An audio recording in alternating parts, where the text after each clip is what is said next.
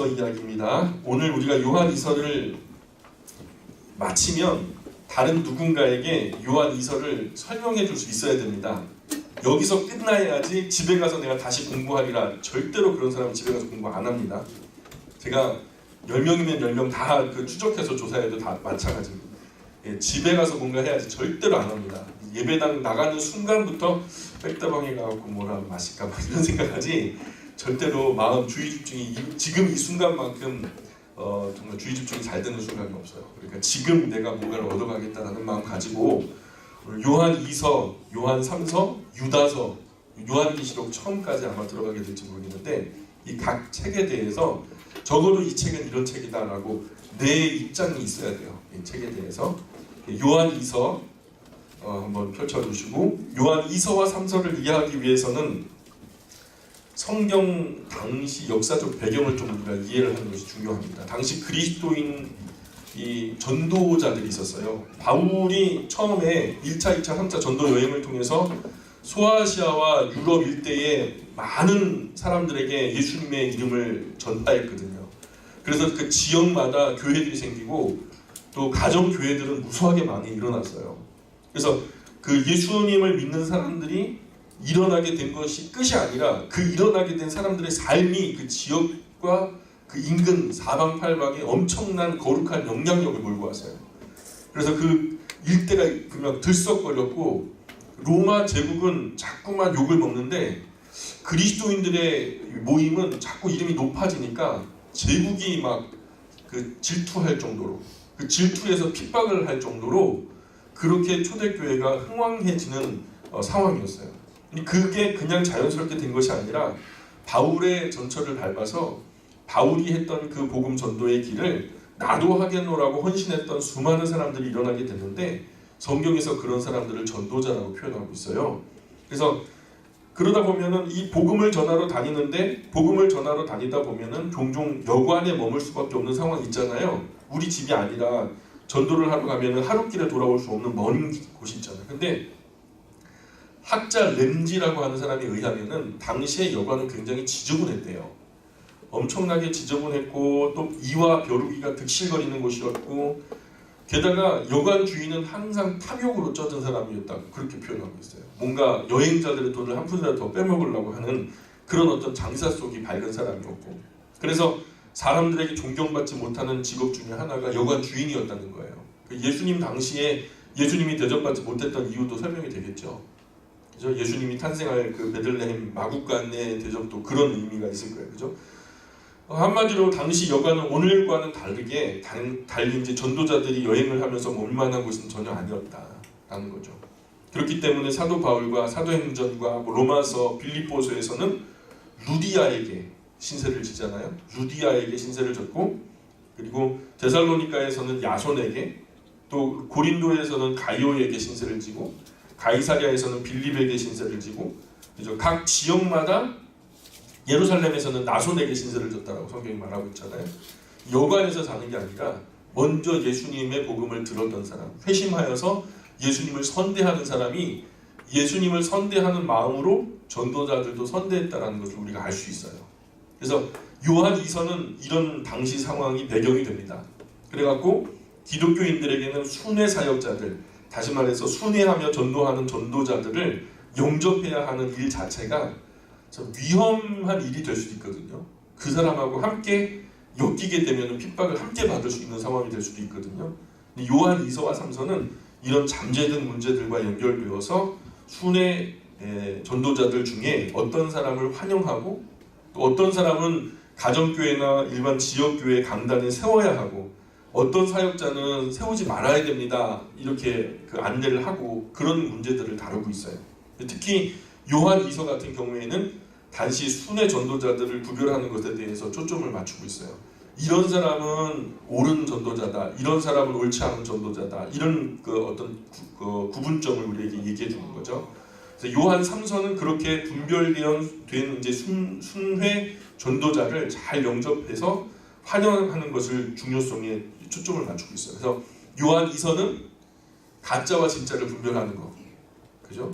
이런 사역자는 들여서 함께 좀 편의를 제공하고 음식도 제공하고 또 여비도 챙겨드리고 이렇게 하는 것과 더불어서 이런 사람을 받아들이지 마라 하는 것이 얘기가 되고, 요한 3서에서는 그렇게 잘 분별되어진 진짜 참 전도자, 참 순회 전도자를 잘 영접하고 어떻게 환영해야 되는, 그것이 얼마나 중요한 것인지를 설명하는 것에 초점을 맞추고 있다는 거죠. 그래서 요한 2서 같은 경우에는 신약이 중에서 제일 분량이 짧은 책이에요. 보세요. 지금 한 편도 안 되잖아요. 그죠? 그런데 파피루스 한 장에 아마 다 쓰여졌을 거예요. 그래서 여기 보면은 장로인 나는 이렇게 처음 시작하죠. 장로인 나는이라고 소개하면서 저자가 수신자들을 잘 알고 있고 존경하는 자라는 것을 알 수 있어요. 아무한테나 장로인 나는 이렇게 하면은 아이고 교만 떨고 있네 그렇게 얘기 안 나오겠어요. 근데 누구나가 다 공히 인증할 만한 그러한 사람이 이런 말을 하면 예 장로님 하고서 듣겠죠. 그런 위치에 있는 장로라는 칭호는 연장자로서의 권위와 사도적 권위를 나타내는 표현이기 때문에 전통적으로 요한 1, 2, 3서 저자 모두가 사도 요한이라는 것에 대해서 큰 이견은 없어요. 그래서 1절 한번 같이 읽어볼까요? 1장 1절. 요한 2서 1장밖에 없으니까 1절 한번 읽어보겠습니다. 시작. 그의 자녀들에게 편지하노니 내가 참으로 사랑하는 자요 나뿐 아니라 진리를 아는 모든 자도 그리하는 것은, 그렇죠? 당시 순회 사역자들이, 순회 전도자들이 전하는 메시지의 진위를 검증하는 것이 중요한 시대였어요. 그가 말하는 그 말이 진짜인가 거짓말인가. 부녀와 그의 자녀들이 수신자고요. 그죠? 그 밑줄을 그세요. 부녀와 그의 자녀들에게 편지하노니, 이 편지를 받는 사람이 누구라고요? 예, 부녀와 자녀들 수신자고, 이것은 당시 일반적인 가정교회를 향한 표현이라고 알려져 있어요. 그래서 지역교회로 굉장히 꽤 큰 규모로 모이는 지역교회들도 있었을 거예요. 아마도 에서버두 사빌라, 소아시아 7교회 같은 그런 지역교회가 굉장히 규모가 커져서 누구나 그 이름을 얘기하면 알만한 지역교회들이 있었을 것이고, 그 행간에 또 하루길에 좀 먼 거리 그 여러분들이 모여서 가정을 중심으로 모여서 예배드리는 예배 처소가 있었을 거다. 근데 그게 이제 가정교회로 표현되어지는 거죠. 그래서 부녀와 그의 자녀들에게 편지한다. 그래서 요한 2서에서는 진짜와 가짜 사역자를 가리는 두 가지 방법을 안내하고 있어요. 진짜와 가짜를 가리려면 이 두 가지 기준이 필요하다. 그래서 첫 번째는 요한 1서에서처럼 그들의 메시지에서 기독론을 검증해 보라는 거예요. 기독론이라는 게 뭐죠?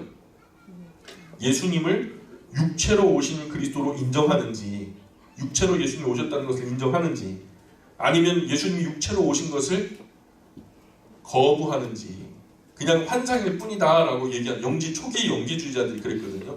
육은 악하고 영은 선하다 하니까 예수님이 하나님이신데 육으로 오셨을 리 없다. 악한 어떻게 육체를 입고 예수님이 오시냐, 우리가 본 것은 환상일 뿐이다 하는 이 초기 영지주의자들, 이 도케티즘이라고 하는 어떤 그리스도의 사상을 가지고 있는 사람들이 있었거든요. 이것이 굉장히 중요한 시금석이 될 수 있죠. 예수님께서 육체로 오신 것을 부인하는 영지주의자들이 반그리스도인들이었어요. 이런 사람들을 당시에 일반적으로 부름으로 부르자면 케린투스파라고 해요. 케린투스파. 그리스 헬라 철학이 뿌리가 돼가지고 그리스 헬라 철학을 벗을 수가 없어요. 정체성 안에 뿌리 깊게 헬라 철학, 그리스 헬라 철학이 뿌리 깊게 박혀 있다 보니까 성경을 들어도 그리스 헬라 철학의 바탕 위에서 성경을 보는 거예요. 그러니까 그리스 헬라 철학은 이미 영은 선하고 육은 악하다라고 하는 도식이 그려져 있는 가운데 성경이 읽히니까 하나님의 아들이신 예수님이 육체를 입고 오셨어? 이건 아닌 건데 하면서 이렇게 접근할 수밖에 없는 거죠. 그러니 그 철학 위에 성경을 입히니까 성경을 이분법적 구조, 철학 구조로 분해를 해가지고 받아들이게 되니까 이단이 되게 되는 거죠. 성경의 눈으로 철학을 보는 것이 맞죠. 성경으로 철학을 보는 게 맞아요? 철학으로 성경을 보는 게 맞아요? 그죠? 성경으로 철학을 보는, 세상으로 성경을 보는 게 맞아요? 성경으로 세상을 보는 게 맞아요? 성경으로 세상을 보는 게 맞아요. 이게 그리스도인들의 이 가치관이에요. 역사관이고. 그래서 영은 선하고 육은 악하다고 주장하면서 예수님은 육체를 입으신 적이 없다 그렇게 주장하면서 예수님은 그런데 환상이셨다. 그래서 도케티즘, 예수님은 환상설을 주장하게 되는 거죠. 그러나 교회는 분명히 예수님은 우리와 같은 육체를 입고 오셨다는 것을 믿어요. 이 육체는 하나님이 만드신 거거든요. 하나님이 만드신 건데 하나님 만드신 거 악하다 할 수 있어 없어요? 하나님 창조물이, 하나님이 만드신 그 피조물이 악한 거가 있을 수가 없잖아요. 만약 그렇다 할지라도 이 세상의 악의 악도 예수님을 악하게 만들지 못해요. 세상이 그 아무리 검은, 또 짙은 검은 아주 빨간 어떤 주홍 같은 핏빛이라도 예수님을 빨갛게 물들일 수가 없어요. 예수님은 전능하신 하나님의 아들이시거든요. 그래서 그 예수 그리스도 기독론을 지금 초기 영지주의자들의 그 가르침에 따라서 육은 악하고 영은 선하다라고 주장하는지를 한번 보자는 거고, 두 번째는 그들의 동기를 살펴보라는 거예요. 그들이 왜 여기까지 왔는지, 순수한 동기를 가지고 있는지, 진정한 순회 전도자들인지를 한번 살펴봐야 된다는 거예요. 이런 기준과 비교를 위해서 제 12제자들의 가르침을 모아서 모아놓은 것이 디다케라고 하는 교훈서가 있어요. 디다케라고 하는 1세기 말의 문서에서는 이 전도자들, 순회 전도자들을 구별하기 위한 요령을 아주 흥미롭게 다루고 있어요. 오늘날로 말하면 그 사이비 이단과 정통이 어떻게 다른가, 뭐 이런 차이를 설명해 주는 거겠죠. 근데 그때 당시 이 여러 12제자들의 가르침을 모아서 이것이 정통이고 이것이 이단이다라는 것을 구분하는 사역자 구별 요령을 가르쳐 주는데, 예를 들자면 첫 번째, 사도들은 하루, 그죠? 필요하다면 이틀까지는 머물 수 있으나 만약에 3일을 머물면 가짜 선지자다, 이렇게 표현되고 있어요. 하루 또는 이틀까지는 머물 수 있으나 3일까지 눌러 앉아 있으려고 그러면 그거는 가짜 전도자다, 이렇게 말하고, 두 번째는 다른 곳으로 떠날 때 여행에 필요한 만큼 먹을 것을 받을 수는 있으나 금전을 요구한다면 가짜다, 이렇게 또 가르치고 있고요. 세 번째는 성령의 영감을 따라 말한다고 하면서 다른 이들을 위한 모금 외에 추가 다른 금전을 요구한다면 가짜다라고 말할 수 있다, 이렇게 기록되어 있다고요. 진짜 사역자들은 머물고 도움을 받을 자격이 있죠. 이 하나님의 나라 그리스도의 일을 하는 일꾼들에게 우리가 나서서 함께 동역하지는 못할 망정 우리가 있는 것으로 좀 나누어서 그 일이 계속 흘러갈 수 있도록 돕는 것은 정말 중요한 일이잖아요. 우리 영광교회도 지금 그런 일들을 하고 있어요. 우리 교회가 그렇게 부유한 교회는 아니지만 그래도 적어도 우리 교회 재산의 한 10분의 1 이상 우리가 다른 그 교회나 사역지에다 퍼주기 위해서 우리가 무던 노력을 하고 있고요. 지금 이미 그런 예산들이 초과 달성되고 있는 것이 하나님께 참 감사한 일이에요. 또 어떤 개인 되신 분들은 내가 하는 사업 중에 이런 부분에서 풍성하니까 어려운 목회자들이 있으면 주소를 적어주세요. 제가 아니면 계좌를 적어주세요 하면서 개인적으로 후원하려고 저한테 연락을 하시는 분들도 계세요. 그런 분들도 참 귀한 그 대접을 하는 것이죠. 그 사역에서 열매 맺는 열매들이 결코 그분 혼자의 것이 아니라고 하나님께서는 계산하시더라고 믿어요. 그러니까 진짜 사역자들은 머물고 도움받을 자격이 있지만 일반 기독교인은 3일 이상을 거저 대접받을 수 없다라고 가르치고 있어요. 3일 이상 만약에 거기서 기거하게 되면은 네가 먹을 것을 네 손으로 벌어라. 그게 바울의 가르침이거든요. 만약에 장시간 머물려고 한다면 스스로 벌어 먹으라고 말하면서 만약 이를 거절한다면 그리스도를 팔아먹고 사는 사람이라고 그렇게 기록하고 있어요. 디다케. 그래서 요한 2서는 교회를 향해서 핍박과 유혹 속에도 이단의 유혹에 넘어가지 말고 진리 안에 거하자, 이렇게 권면하면서 인간의 지식 때문에 정도에서 지나쳐서 그리스도의 교훈을 벗어나지 말자, 어려움 속에서도 우리가 잘 견뎌내보자, 처음부터 주신 그 계명 안에 거하는 자는 이 내용이 요한 2서예요. 그래서 이거 진짜 편지죠. 그러나 사도 요한은 목과 붓으로 쓰기를 원치 않고 내가 곧 찾아가겠다, 이런 대략의 내용을 얘기한 다음에는 내가 곧 방문할 테니까 자세한 것은 만나서 얘기하자. 무슨 말인지 가세요?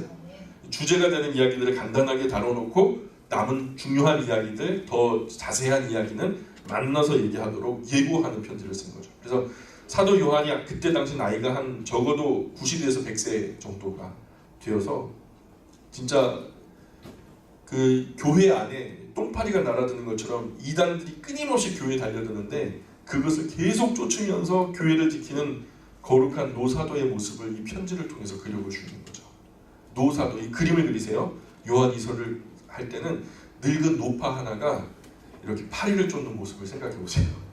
그러면은 요한이서가 아하 그거구나. 뭘 쫓죠? 파리는 거짓 그 전도자들 쫓아버리면서 거짓과 진짜를 구별하는 이야기를 다루고 있다는 거. 요한이서 설명하실 수 있겠어요? 네. 예, 개념 정리 잘 하시고 나중에 읽으실 때 이러한 그림을 가지고 이서를 읽으시면 분명한 이해가 됩니다. 3서 이야기로 가볼까요? 3서 1절 한번 볼게요. 1절 같이 읽어보겠습니다. 1절 시작. 장로인 나는 사랑하는 가이오 곧 내가 참으로 사랑하는 자에게 편지하노라. 네, 요한 3서는 가이오라고 하는 수신자에게 쓰여진 개인 서신이에요. 자, 가이오에다 밑줄 그으셔야 되겠죠? 이제는 제가 그렇게 안 해요. 이제 초등학교, 중학교 아이들처럼 거기다 밑줄 그으세요. 그렇게 안 해요. 알아서 하셔야 돼요. 메모도 그렇고. 우리는 최소한 대학교 이상이요. 지금 이 자리에 앉아 계신 분들은 다. 뭐 나왔든 안 나왔든 중요한 게 아니에요. 하나님 말씀 앞에 서 있는 사람은요. 대학원 졸업한 다음에 그 다음에 앉을 수 있는 자리인데 여러분 벌써 그런 자격을 가지고 계신 분들이세요. 다 검정고시로 하나님께서 다 합격시켜 주신 분들이라. 아멘. 예. 요한 2서와 동일하게 장로인 나는이라고 보낸 이를 밝히죠. 요한 2서 3서를 비교해 보면은 메시지의 초점이 차이가 나요. 3서는 2서와 유사하지만 손님을 대접하는 것과 관련해 가지고 진리와 사랑으로 이렇게 이슈를 다루고 있어요. 진리와 사랑으로. 손님을 대접하는데 그냥 허투루 하지 말고 진심으로 사랑으로 하라는. 이서의 잘못된 가르침을 주는 사역자들을 집에 들이지 말라고 경고하는 반면에 3서에서는 손님 대접하기를 거부하면서 다른 사람들의 대접마저 방해하는 일과 그 일에 앞장서고 있는 다른 사람들이 다른 선한 사역자들이 왔단 말이에요. 전도자들이 왔는데 그들을 선대하면서 잘 대접하는데 그 대접을 방해하는 거예요. 야야야 대접하지 마. 거짓말 가짜야. 위선자야 하면서 자기도 대접하지 않고 남도 대접하지 못하게 만드는. 그런데 그렇게 방해하는 일에 앞장서는 그리고 으뜸이 되기를 좋아하는 사람이 있었는데 그 사람의 이름이 뭘까요? 이름이 퀴즈. 가이오는 아니죠. 예습해 오신 분들은 어렵지 않게 알 수 있는데 따라해 보실까요? 디오드레베. 여러분 디오드레베 하니까 이름이 예쁜 이름 같아요? 더러운 이름 같아요? 데이트레브레이. 디오드레베이. 그죠? 이게 좋은 사람 아니에요? 이런 디오드레베에게 경고를 주는 내용이에요. 왜 방해하냐? 선한 사역자인데 우리가 볼 때 선한 사역자인데 심지어 선한 사역자도 그렇게 그냥 무한을 주고 막 내쫓고 그런 것에 다른 사람도 못하게 하고 그냥 자기는 그런데 교회 안에서 으뜸되기를 좋아하고 말이야. 그런 것에 경고를 주는 내용이에요. 그래서 이런 면에서 요한 2서와 3서는 손님 대접이라는 주제를 상호 보완적으로 채워주고 있어요. 무슨 말인지 가세요? 3서에서는 가이오의 가정교회는 손님을 대접하는 역할을 잘 수행하고 있었지만 이 디오드레베라고 하는 이 분리주의자에 의해서 도전과 반대에 직면하고 있었던 거죠. 그는 이단을 경계한다는 구실을 내세워서 야야야야야 구덕이 무서우니까 장도 담그면 안 돼. 이렇게 되는 거죠. 그래서 이단을 경계한다는 구실을 내세워서 자신의 권위와 성을 쌓고 있었으며 선한 지도자들을 맞이해서 대접하는 것까지도 금하는 거예요. 누가 봐도 정직한 사역자고 본질에 가까운 사역자인데도 불구하고 그런 사역자마저도 받아들이지 말라고 뒤에서 회유하고 나쁘게 얘기하는. 그러나 디오드레베가 이단이었던 것 같지는 않아요. 이단이었다면 요한이 당연히 그를 이단으로 명시했을 거예요. 그는 이단이라 가까이 하지 마라. 그를 끊어버리라고 이렇게 했을 건데 그렇게 하지 않는 거 보니까 그냥 성격이 못된. 우리 잠언 오늘 낮에 말씀 나누다 보니까 그런 사람 있대요 없대요? 그런 사람 꼭 있습니다. 그래요. 꼭 있어요. 근데 그런 어떤 성품이 못돼 먹은 인격적으로 바르지 않은 사람이었던 것 같아요. 그래서 디오드레베의 교만과 또 망령되어서 평론하는 것과 그의 행동이 악하다고 지적하고 있어요. 그러나 그는 이단은 아니었다는 거예요. 교회 안에서 성품이 못되고 인격이 잘못한 그런 사람이었던 것 같아요. 그래서 요한 3서가 우리에게 말씀하는 바는 우리가 진리 안에서 행하자는 거예요. 하나님의 말씀이 말씀하시는 대로 하자. 당시 나그네들 중에 거짓 순례 전도자들도 있었지만 참된 순례 전도자들도 있었다는 거죠. 요한 2서에서 구별된 거짓 순례자 전도자들은 분별해가지고 내쫓으라는 거예요. 가짜들이 있으니까 가짜들은 일단락 해가지고 우선 내쫓더라도 선한 순례자로 분류된 최소한 그분들은 잘 대접하자는 거죠. 바울 이후에 이런 분들이 많이 등장했는데 이런 분들은 삶 전체를 제사장의 존재와 같이 그냥 완전히 하나님께 부어드리기 때문에 그냥 어디 가서 먹고 사는 것이 그냥 하늘만 바라볼 뿐이죠. 하나님께 헌신하는 오늘날로 보자면은 선교사님 같은 일이에요. 누가 채워주지 않으면 스스로 채울 수가 없는 그런 사역을 하시는 분들이 있거든요. 당시 복음이 없는 그 척박한 땅을 두루 돌아다니면서 예수 없는 곳에 예수의 복음을 전하는 복음 전도자들이었으니까 이런 복음을 전하러 다니는 순회 전도자들이 한 교회에 정착해서 있는 것이 아니라 대개 순회 전도를 하고 다니던 시절이었던 거죠. 이런 분이 지역에 뿌리 내리고 있는 그런 지역 가정교회에 왔을 때 이 지역에 혹시 예수님 믿는 사람 없습니까? 동네 마을 사람들이 주로 모이는 공회당 같은 거 있잖아요. 큰 나무 그 아래 그늘 아래 모여 어르신들이 있을 때 혹시 여기 그리스도를 그 표방하는 사람들이 여기 삽니까? 저기 건너 저기 저 마을 저 뒤쪽으로 한번 가보라고 거기 사람들이 모여 산다. 그러면은 그렇게 수소문해가지고 그 마을에 그리스도인들이 사는 곳에 가가지고 좀 힘세 좀 질 수 있겠습니까? 저는 예수님의 복음을 전하는 사람입니다. 이렇게 이제 수순이 되는 거죠. 근데 정말로 그것이 이서에 의하여서 진위가 가려지게 되어서 진짜 복음 전도자로서 자격이 있는 분이라면 합당한 예절로 성도의 예절로 영접하고 극진히 대접해서 전송하자는 거예요. 악한 것들을 본받지 말고 선한 것을 본받자는 거죠. 디오드레베 같은 못된 놈이 되지 말자는 거예요. 교회 안에서 감투 쓰기 좋아하고 말이에요. 으뜸되기 좋아하고 말이에요. 예수님이 머리인데 지가 머리 되려고 머리가 될지언정 꼴이 되기 싫어하는 사람들. 여러분 예수님이 머리가 되시는 거 맞아요? 우리 앞으로 기도할 때 머리가 될지언정 꼬리가 되지 말게 그거 하면 돼야 안 돼요? 예수님이 나의 머리십니다. 그렇게 기도해야 되겠죠? 그죠? 교회 머리는 예수님 한 분이면 족한데 나도 머리가 되면 뭐야 이상하잖아요. 괴물 같잖아요. 우리는 전부 그분 우리 모두의 머리는 그분이시고 그분의 몸된 교회에 붙어있는 지체들이죠. 다양하게 피어난 지체들이에요. 그래서 한 머리 예수님 그 한 몸 교회에 붙어있는 다양한 지체. 그래서 교회는 아무도 머리가 되려고 하지 말고 다 지체 정신을 가져야 된다는 거예요. 내가 이 교회에서 어떤 부분을 채울 수 있을까? 이게 지체 정신이거든요. 내가 여기 교회에서 한몫해야지. 내가 뭔가 한번 대세를 한번 거스려 봐야지. 한번 이런 생각 가지면 된다 안 된다? 안 되는 거예요. 항상 지체 정신을 가지고 목회자도 교만하지 말고 목회자의 본분을 지키고, 그죠? 선교사님, 전도사님 등 삶을 통째로 복음 사역을 위해서 헌신하고 있는 진리를 위해 수고하는 사역자들을 위해서 함께 수고하고 그 일에 물심양면으로 동참하자는 거죠. 어떤 교회 가니까 그 동네는 진짜 부자 동네인데 목사님은 월세에 사시거든요.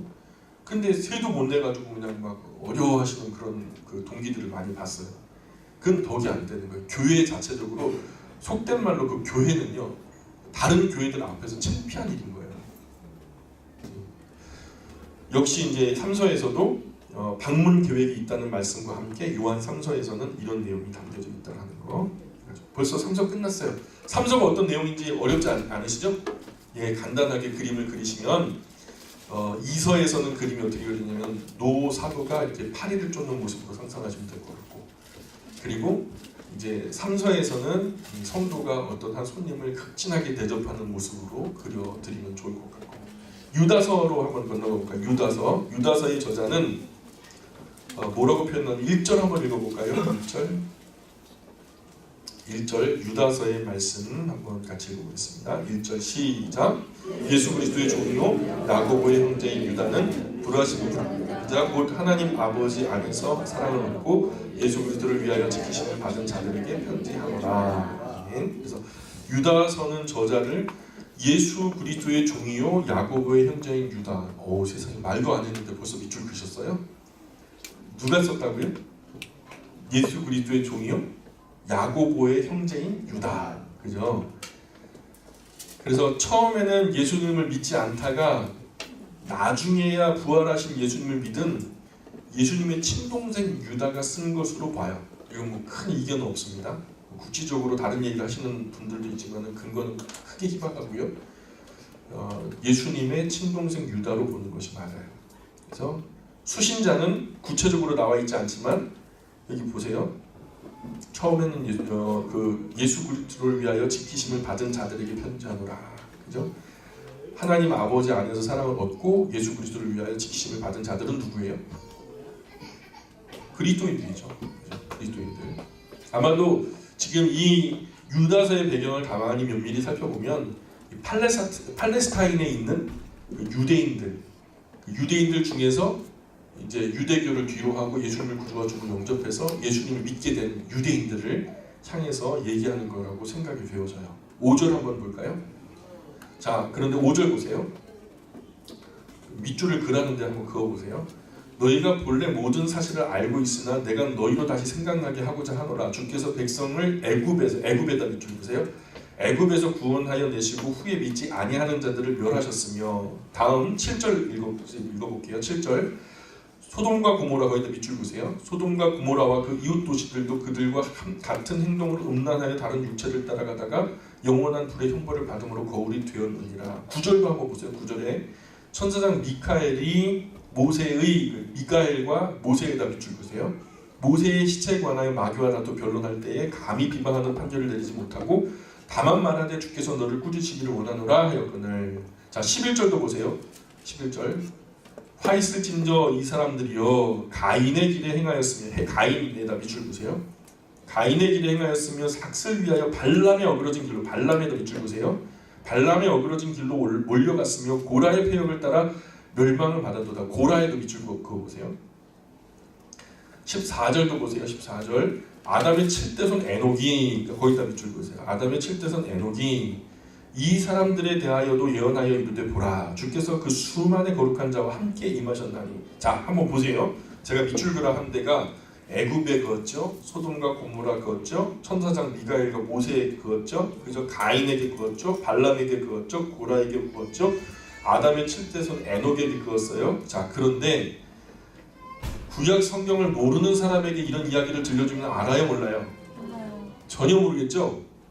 뭔가 구약의 배경 지식이 있을 때 이런 이야기를 하면 아하 하고서 이해할 수 있는 비유가념이 될 거예요. 그렇죠?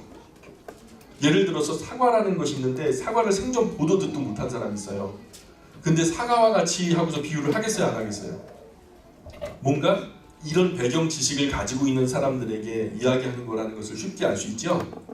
그래서 이집트나 소돔과 고모라, 천사장 미가엘, 모세, 가인, 발람, 이제 고라, 아담의 7대손 에녹 등 유다서 안에서 구약의 내용이 아주 풍부하게 등장하는 그 이유가 뭐냐면, 팔레스타인에 살고 있지만 그 유대인, 그 구약적인 배경의 지식을 가지고 있는 유대인 중에서 예수님을 믿게 된 기독교인들을 향한 편지라는 그 생각이 맞겠다라는 거예요. 타당한 이유가 되겠죠? 예, 타당한 이유가 될 수 있는 거예요. 그래서 유다서의 문체는 아주 역동적입니다. 이 비유가 참 좀 뭔가 시적이에요. 암초, 목자, 바람에 불려가는 물 없는 구름, 캄캄한 흑암, 열매 없는 가을나무, 바다의 거친 물결, 유리하는 별, 은유적으로 문학적으로 표현들이 참 아름답게 등장하고 있어요. 근데 재밌게도 또 가만히 보면 유다서를 가만히 여러 번 반복해서 읽다 보면 뭐가 발견되냐면 꼭 그것이 3템포로 가요. 1, 2, 3로 가요. 뭐냐면 예를 들어 1절에 보세요. 그리스도의 종 나왔죠? 형제 나왔죠? 실체가 되는 유다가 나와요. 그래서 종, 형제, 유다. 2절에도 긍휼, 평강, 사랑. 4절에서도 경건하지 아니하며 은혜를 방탕한 것으로 그리스도를 부인하는, 이렇게 세 가지. 8절에도 육체를 더럽히며 권위를 업신여기며 영광을 비방하는, 그래서 세 개씩 묶어서 표현하는 방식이 많이 등장하는. 근데 또 유다서는 비정경적인 문학 그 장르 속에 에녹 일서라고 하는 책이 있거든요. 지금 현재는 존재하지 않지만 모세의 승천이라고 하는 초대 교부들을 통해서 알려진 책이 있는데 그 책을 인용해서 사용하고 있다는 것이 특이한 부분이에요. 그래서 이런 부분들이 있고, 1장 3절 한번 읽어볼게요. 1장 3절. 유다서 1장 3절 같이 읽어보겠습니다. 시작. 사랑하는 자들아, 우리가 일반으로 받은 구원에 관하여 내가 너희에게 편지하려는 생각이 간절하던 차에 성도에게 단번에 주신 믿음의 도를 위하여 힘써 싸우라는 편지로 너희를 권하여야 할 필요를 느꼈노니. 자, 편지를 쓰는 목적에 대해서는 3절에 그죠?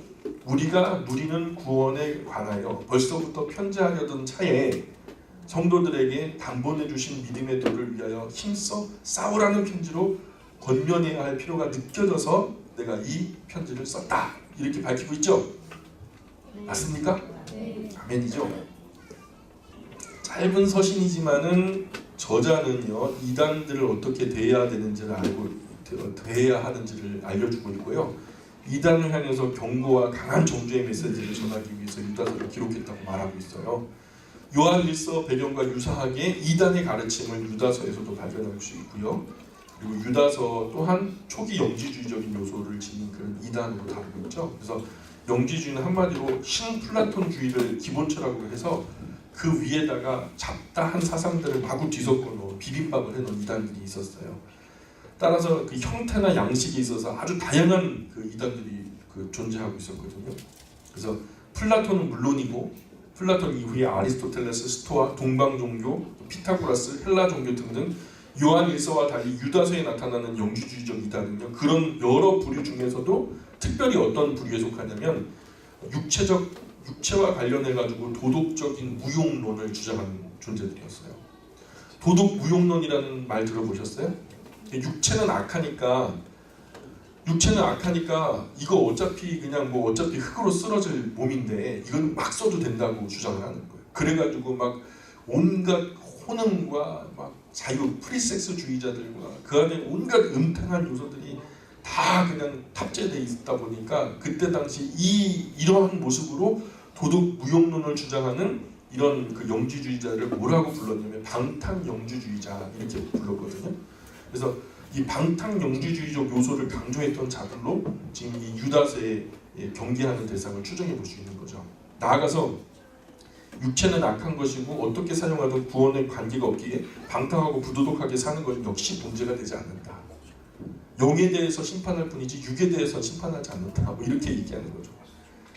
그래서 성도들을 미혹하고 또 유혹하고 했던 그런 상황이었어요. 이런 잘못된 가르침을 염두에 두고서 유다서를 읽으시면 아마도 그 유다서 면면이 흐르는 내용의 흐름을 이해하실 수 있을 거라 생각해요.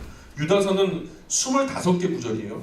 25개 구절로 되어 있는데 최소 15개 구절이 베드로 후서 2장 한번 보시면 15개 구절이 토시 하나 안 틀리고 거의 동일하게 겹쳐요. 그냥 컬트럴 C, 컬트럴 V라는 거예요. 둘 다 유사하거나 동일한 용어를 사용해서 거짓 교사들의 주장이 논박하는 것을 볼 때에 같은 이단의 존재를 대상으로 쓰여지고 있음을 알 수 있는 거죠. 그래서 이 유다서는 그런 이야기를 뒤로 하고 말씀을 묵상하시면 크게 무리 없이 유다서를 이해하실 수 있을 거다. 어렵지 않으시죠? 내용이 짧은 만큼 설명도 짧아야 되니까 더 이상 설명 안 하도록 하겠습니다. 유다서 그렇게 정리하도록 하겠습니다. 요한계시록 잠깐 펴실까요? 요한계시록 하면 아포칼립스라는 그 헬라어 단어로 쓰여져 있고요. 이 원래의 의미가 뭐냐면 가려져 있던 비밀을 열어서 보여준다는 의미를 갖고 있어요. 비밀을요, 언젠가는 그 비밀을 풀어내야 될 때가 있잖아요. 근데 지금 요한계시록이라는 그 제목 자체의 의미 뭐냐면 감추어졌던 것, 가려져 있던 것을 열어서 보여준다. 그래서 비밀을 열어서 보여준다. 비밀을 공개한다. 그런 얘기예요. 그래서 요한계시록이 지금까지 너무 어려웠어요. 사실은 아직도 닫혀져 있는 비밀처럼 보여지잖아요. 그래서 요한계시록을 볼 때 성경을 떠나서 임의로 해석하는 결과 때문에 이곳에서 얼마나 많은 이단과 사이비가 나타나는지 몰라요. 정통 교회에서 주님의 말씀에 바른 말씀을 받아든 우리 교회들이 이 요한계시록을 아예 덮어놓고서 연구하려고 하지 않고 이것이 정말 하나님의 말씀일진데 이것에 대해서 숙고하는 자세가 없었기 때문에 지난 2000년 동안 묻혀져 있던 책이거든요. 근데 우리가 좀 두려움 없이 편견 없이 이것을 열어놓고 보면서 정말로 어떤 것이 옳은가, 정말로 그러한가, 이런 건강한 상식과 이성을 가지고 하나님의 도우심을 구하면서 이 말씀을 접근하다 보면은 그리 어렵지 않게 쉽게 풀릴 수 있을 거예요. 왜냐? 이 요한계시록이라는 것이 들려질 때 굉장히 많이 배운 학자들에게만 보여주시기 위해서 쓰여진 책이 아니거든요. 이것은 어린 아이에게도 이해가 되고 또 심지어 학자들에게도 이해가 될 만한 그런 이야기로 쓰여진 책이 요한계시록이다 보니까 우리가 건강한 상식을 끝까지 놓지 않고 편안한 상식 가지고 다른 어떤 잡다한 것 더하지 않는다면 요한계시록이 어렵지 않게 풀려나갈 거예요. 왜 그동안 요한계시록이 어려웠냐 하면 사도 요한이 사실 본 것은 장면을 봤잖아요. 근데 장면을 봤는데 그것을 글로 썼어요. 요한계시록 보세요. 그 그림 있어요 없어요? 그림이 한 개도 안 나와요. 그러니까 재미없는 거예요. 자기는 그림으로 봐놓고 또 그 그림으로 본 것을 자기는 또 이렇게 글씨로 쓰니까 잔뜩이나 그냥 독서 안 하는 사람인데 글씨를 보니까 졸리고 이게 어려운 거예요. 그냥 이것은 뭘로 다시 재구성해야 된다? 예, 그림으로 봤던 것을 글로 표현했으니까 그 글을 다시 그림으로 재구성한다, 장면으로 재구성한다 하면은 글이 어렵지 않게 해석이 될 수 있고요. 두 번째는 신구약 성경 전체적인 그 이해가 부족했어요. 창세기부터 계시록은 저자가 딱 한 분이에요. 맞아요. 39명, 40분이라고 하는 분들도 있어요. 물론 사용하신 도구는 제가 빨간 볼펜, 그냥 하얀 연필 없죠. 연필, 이렇게 파란 볼펜 다 쓸 수 있죠. 근데 그 내용을 주관하시는 한 인격체가 있었는데 그분이 성령님이세요. 성령이 영감으로 이 성경이 이 66권이 다 하나로 한 인격에서 엮어주신 거예요. 그러나 그것을 엮을 때까지 들어 쓰신 인격들은, 존재들은 여럿이 있었던 거죠. 그렇기 때문에 이 성경은 창세기부터 계시록까지 한 인격이 얘기하시는 것처럼 흘러가요. 맥이 있다는 거예요. 그래서 이 통전적인 이해라고요. 그것은 한 인격의 어떤 의도를 파악하는 것, 결을 파악하는 것이 굉장히 중요하거든요. 맥을 짚어낸다는 것도 맞고 결을 찾아낸다는 것도 맞고 다 똑같은 얘기인데 통전적인 이해가 필요해요. 창세기부터 계시록까지 흐르는 하나님의 어떤 입장, 어떤 의도, 그 정서를 이해하는 건 중요하고, 그런데 그것을 전체적인 눈으로 보지 못하고 국지적인 모습으로 띄엄띄엄 보다 보니까 이게 어려운 거예요. 예를 들어서 영화를 보여줄게요. 2시간짜리 영화인데 이제 제가 이제부터 앞으로 한 1년 동안 5분씩 끊어서 보여드릴게요. 내용이 이해 갈까요? 5분씩 끊어서 진짜 간질나서 못 봐요. 내용 파악도 안 되고. 전체적인 시야를 갖기 위해서는 빠른 속도로 읽어내고 빠른 속도로 봐놔야 되는 그러한 모습도 있죠. 또 하나 왜 이게 요한계시록이 어렵게 나왔냐면 잘못된 신학과 이단, 사이비 종말론 선입관들이 많았어요. 이 요한계시록에서 무더운 많은 사람들이 잘못된 그 발상을 가지고 막 주장을 하다가 막 실패하고 언제 예수님 오신다 그랬는데 그게 또 실패하고 하니까 사람들이 야 요한계시록 근처도 가지 마라. 사람들이 이단 사이비를 본다. 제가요 여기서 자꾸만 요한계시록 얘기를 하니까요 누가 그래요. 목사님 자꾸만 종말 얘기하니까 사람들이 이상하대요. 성경에 나왔으니까 해야 되는 거 맞잖아요. 근데 꼭 어떤 상황이냐면 늑대 이야기 아세요? 늑대 소년 이야기? 늑대 소년이 양치기 목동인데 늑대가 나타났다 그래갖고 동네 사람들이 도와주려고 막 뛰어 올라갔는데 뻥인데 그러더래요. 또 그냥 한적한 에이 별 싱거운 놈 나보겠네. 또 내려가고 일하고 있는데 또 두 번째로 늑대가 나타났다 하니까 또 그냥 막 올라가가지고 왜 어딨냐 막 보살폈던 거예요. 또 뻥인데 그러니까 또 실망하고 내려간 거죠. 세 번째 또 늑대가 나타났다 그랬더니 저 자식 또 그냥 장난치는 거예요. 야 올라가지 마라. 근데 그때는 진짜 늑대가 나타난 거죠. 이게 주는 교훈이 있어요. 이 사이비 이단 종말론자들이 왜 예수님이 나타났다, 예수님이 곧 오신다. 근데 또 실패하고 이런 것들이 그 사람들은 절박해서 하겠죠. 근데 이 모든 흐름을 주관하는 공중의 권세 잡은 자가 저는 있다고 봐요. 결국 그렇게 해서 안 올 거야. 지난번에 온다 그랬는데 또 안 왔잖아.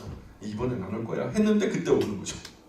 마치 도둑이 어느 정점에 우리에게 이를지 모르는 것처럼 임산한 여인이 언제 해산의 날이 오는지 알지 못하는 것처럼 주님의 날은 그렇게 임한다고 했으니까 그 전에 예수님께서도 전조가 막 여기서 내가 있다 저기서 내가 나타났다 막 그렇게 얘기할 사람들이 많아지겠다 그러잖아요. 맞아요? 그리고 과잉 해석을 해요. 여기다가 계속해서 무슨 철학적인 개념을 담아가지고 무슨 사상적인 흐름을 담아가지고 과잉 해석을 하다 보니까 본래 의미가 흐트러져 버리는 거예요. 그리고 어떤 분들은 야 하나님이 닫아놓으신 거 네가 뭔데 열어? 이거는 묵시야. 묵시록을 갖다가 네가 천사를 시켜서 열자로 열어가지고 하나님이 열어 보여주셔야 되는 건데 환상과 계시로 보여주셔야 되는 건데 네가 뭔데 열어? 막 그러는 거예요. 참 불쌍한 분들이에요. 계시와 묵시를 구분하지 못하는 거예요. 아까도 말씀드렸지만 이거는 아포칼립스 비밀을 열어 보여준다 하는 거예요. 이거 열어주라고 성경 기록되어 있어요. 계시록에 분명히. 그리고 또 계시록을 보는 관점이 유연하지 못해요. 항상 이제 편견으로 굳어진 모습으로 자꾸만 편견으로 보다 보니까 또 계시록을 스스로 어렵다 이렇게 암시를 두니까 아예 접근하기도 싫어지는 거예요. 또 우리가 알지 못하는 미지의 미래에 대한 이야기를 하다 보니까 지금은 보이지 않지만 미래의 어떤 일들을 얘기하려고 하니까 지금에는 개념이 없고 앞으로는 나타날 개념인데 알 수가 없는 거죠. 이런 이야기들을 어떻게 보겠어요? 과거에 사람이 뭐 굴러가는 자동차, 뭐 자전거도 보지 못한 사람들인데 탱크가 굴러가는 거 한번 봐봐요. 하나님께서 계시로 그것을 보여주셨다고 생각해요. 미사일이 날아가는 걸 한번 봤다고 한번 생각해 보세요. 예. 개인마다 막 그냥 군장을 메고서 총을 메고서 막 총싸움하는 것을 갖다 보여줬다고 생각해 보세요. 그럼 과거에 그런 장치들이 문명의 어떤 그 도구들이 발견되기 이전에서 그런 장면을 봤다면 도대체 어떤 모습으로 묘사를 해야 될까요? 알 수 없는 거예요, 그죠? 그래서 미래의 일들을 다루고 있기 때문에 해석하기가 참 쉽지 않은 부분도 있고요. 또 더더욱이 가장 중요한 그 요한계시록 어려웠던 이유는 마르틴 루터가 해석을 못했어요. 교회를 개혁하면서 나왔던 마르틴 루터는 진짜 그 성경의 박사거든요. 진짜 똑똑한 사람이에요. 그것을 독일어로 번역해내는데 막 히브리어, 헬라어, 라틴어 성경 앞에다 딱 갖다 놓고 그것을 그 즉시 창세기부터 계시록까지를 번역했던 사람이 루터예요. 루터가 이 번역을 하고서 그 사람들이 이제 너무 피곤하고 그러면은 나무 패고 물 깃는 사람을 모셔와요. 일로 와보세요. 그리고 오면은 한번 이거 읽어보세요. 이해돼요? 이해 모르겠네. 도저히 모르겠네. 그럼 다시 찍고 다시 번역했대요. 나무 그 패고 물 깃는 사람들이 읽어도 이해가 될 만큼 쉽게 번역하려고 노력했던 거죠. 근데 그런 루터가 뭐라고 얘기했냐면 이 책은 계시록을 읽으면서 이 책은 단어 숫자만큼 수수께끼가 많다 이렇게 얘기를 했어요. 그러니까 한마디로 모른다는 거죠. 똑똑한 사람들은 모른다는 말도 이렇게 고상하게 표현해요. 또 존 칼빈이라는 우리 장로교의 효시가 되어지는 존 칼빈도 해석하지 못했죠. 66권 중에서 65권을 다 번역을 했고요. 다 그것에 대해서 주석을 갖다 적었어요. 칼빈 주석으로 보면 대단해요. 지금의 영성으로도 지금의 어떤 문명적인 발전의 그 툴로 지금 그 칼빈 주석을 봐도 전혀 뒤처지지 않는 굉장히 똑똑한, 그때 벌써 기독교 강요를 기록할 때 당시 칼빈이 나이가 27살밖에 안 됐어요. 근데 엄청나게 똑똑한 사람이었던 거예요. 그 칼빈이, 그 천재인 칼빈이 65권까지 다 번역을 하고 또 그것에 대해서 주석을 달고 그리고 요한계시록이 딱 들어갔는데 1장 어렵게 했어요. 주석을 달았어요. 2장, 3장 어렵게 주석을 달았어요.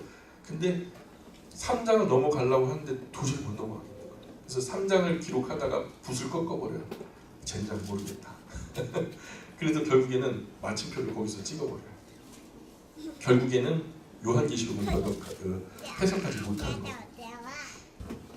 그럼에도 불구하고 요한계시록은 알아야 됩니다. 네, 계시록은 새 언약의 핵심이기 때문에요. 왜냐면 구언약의 핵심은 뭐예요? 성경의 중심에는 누가 계시죠? 문선명이 있나요? 이만희가 있나요? 성경의 중심에는 예수 그리스도가 계시죠. 하나님께서 이 구약에서는 예수님이 오신다는 이야기를 주시잖아요. 그럼 지금 오셨어요? 안 오셨어요? 그죠? 신약의 초림으로 예수님께서 임하셨죠. 신약의 핵심은 예수 그리스도가 오셨다는 거죠. 그죠? 근데 계시록은 핵심이 뭐냐면 오신다. 예, 오신다. 그래서 오셨던 메시아를 알면 성경의 3분의 1만 아는 거죠. 오실 메시아를 알면 성경의 3분의 1, 오신 메시아를 알면 성경의 3분의 1, 한 3분의 2 정도는 알겠죠. 근데 오실 메시아를 모르면 3분의 1은 모르는 거예요. 그러니까 우리가 계시록을 통해서 오실 메시아를 보자는 거죠. 계시록은 성도의 궁극적인 소망입니다. 약속 있는 소망이에요. 그래서 계시록은 신구약의 결론이고요. 자초지종을 다 해야 되잖아요. A부터 다 쭉쭉쭉쭉 왔는데 마지막 Z 결론에 있어서 결론을 내리지 못하면 이거는 미완성이잖아요. 계시록은 신구약의 결론이니까 꼭 알아야 되고, 이단 사이비들이 계시록으로 사람들을 많이 속이고 있잖아요. 그래서 요한계시록에 대해서 바른 입장을 갖지 못하면 우리 계속 속아요, 앞으로도. 예, 그래 다른 교회들, 다른 성도들은 몰라도 이 자리에 앉아 계신 분들은 이제는 앞으로 속으면 안 돼요. 잘못된 종말론이 교회 안에 만연히 있어요. 이단 사이드뿐만 아니라 정통이라고 하는 이름 안에서도 잘못된 종말론들이 교회에 너무나 충만해 있기 때문에 이 오해들, 이것들을 다 우리가 불식시키기 위해서는 우리가 바른 것 하나를 아는 게 중요해요. 거짓말 비스무리한 거 한 트럭보다 진리는 한 줄이면 끝나거든요. 그러니까 성도가 세상을 이기기 위해서 알아야 할 것은 한 가지지 비슷한 거 10가지가 아니라고요.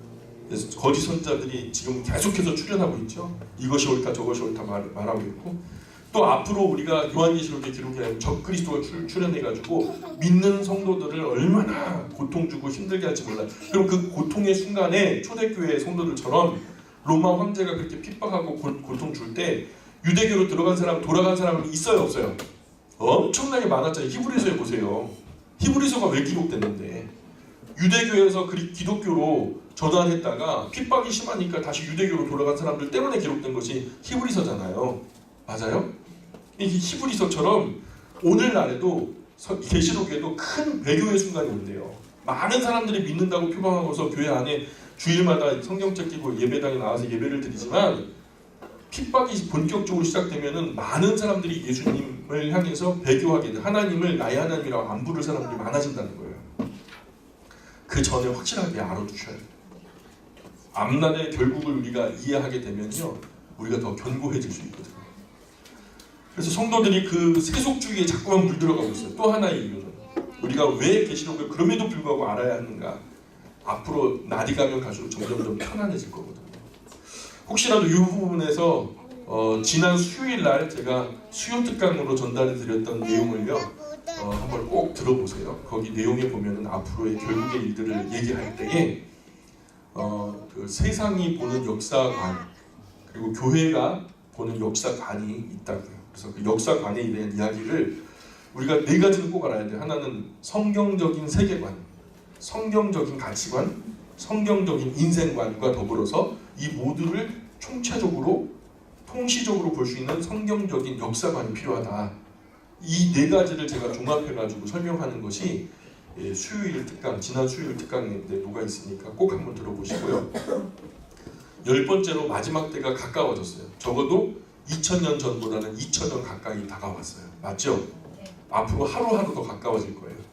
우리가 살아있을 때 이 날을 맞게 될지, 우리의 후손들이 그것을 맞게 될지 모르지만 어쨌든 우리부터라도 정확하게 알아야 돼요. 그래야 전달해 주든지 우리가 그것을 당하든지 바른 토대 위에 서 있을 테니까. 요한계시록 펼쳐봅시다. 1장 보세요. 19절. 1장 19절 펴셨어요? 예, 같이 한번 읽어보겠습니다. 시작. 그러므로 내가 본 것과 지금 있는 일가 장착될 일을 기록하라. 예, 사도 요한은 예수님께서 이 3가지를 기록하라는 명령을 받았어요. 예수님께로부터.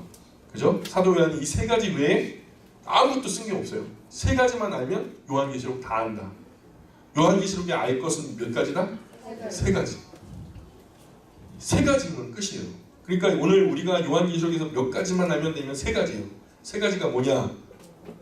내 본 것과 1번이라고 적으시고 밑줄 그시고, 지금 있는 일 2번이라고 적으시고 밑줄 그시고, 장차될 일 그 밑줄 그시고 3번이라고 적으시면 되겠죠? 그래서 역사의 배경이 되는 때는 로마 제국의 치세 중이었죠. 로마 제국이 그 중근동 일대 전체 유럽까지를 전부 다 통치하던 팍스 로마나 로마로 충만한 시절이었어요.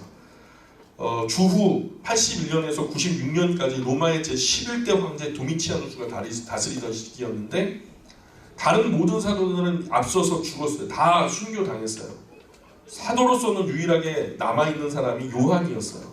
요한만 예루살렘 교회는 이미 그냥 문 닫았어요. 그러니 바울이 전했던 복음 때문에 소아시아에 큰 부흥이 일어났는데 시리아 안디옥도 그나마도 어려워졌고요.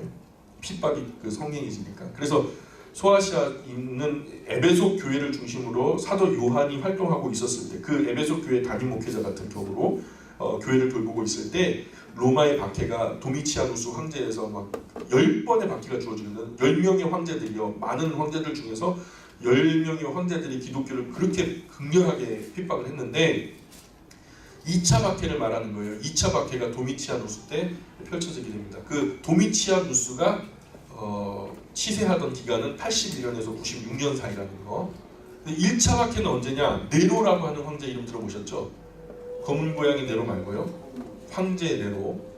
64년에서 68년까지 네로가 통치를 하게 되는데 70년에 예루살렘이 함락되고 그로부터 20년이 지나서 90년에서 96년 7년 동안 다시 박해가 시작되는 거죠. 그래서 2차 박해는 도미치아누스 때 시작되었고요.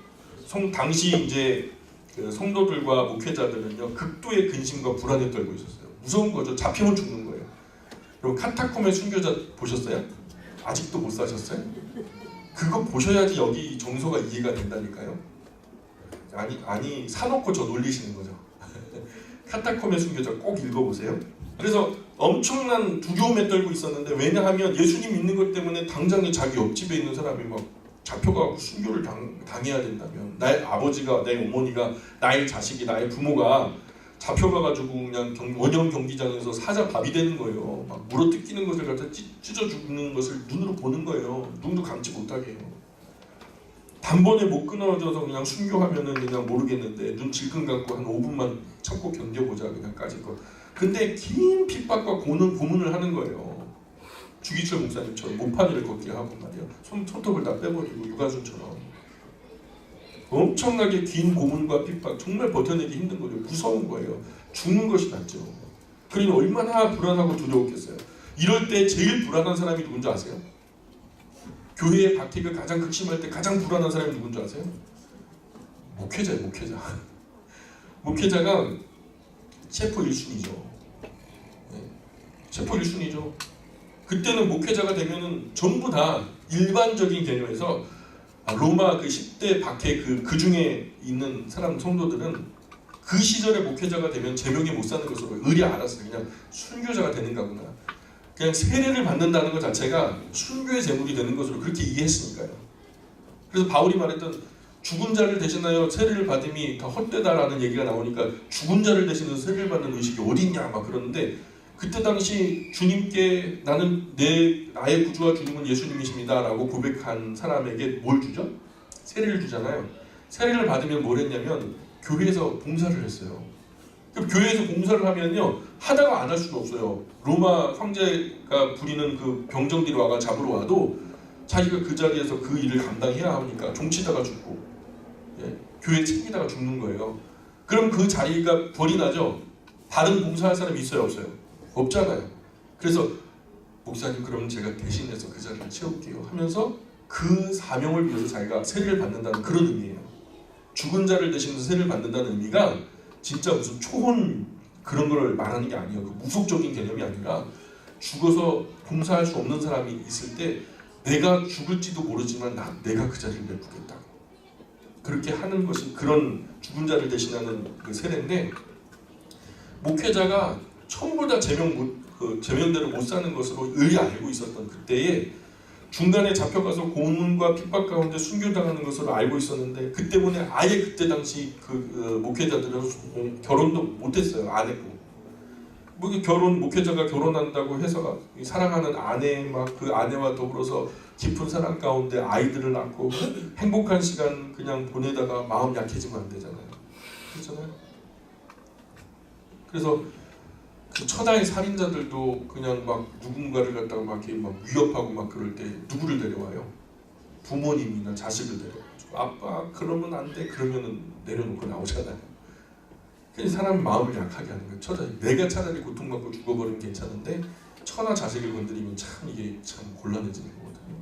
그러니까 믿음 약해지는 일이 벌어지면 안 되니까. 그래서 어차피 사역하다 순교할 테니까 결혼을 안 하고 못 하고 그러는 거죠. 한편 믿음이 약한 성도는 곧 오실 것 같았던 예수님 재림이 늦어지는 거예요. 왜 오실 것 같아요? 내가 살아있는 동안 예수님 오실 것 같았는데 왜 안 오시지? 왜 예수님께서 빨리 오시지 않을까? 안 오실 것 같이 불안한 거예요. 아예 이러다가 안 오시는 거 아니야?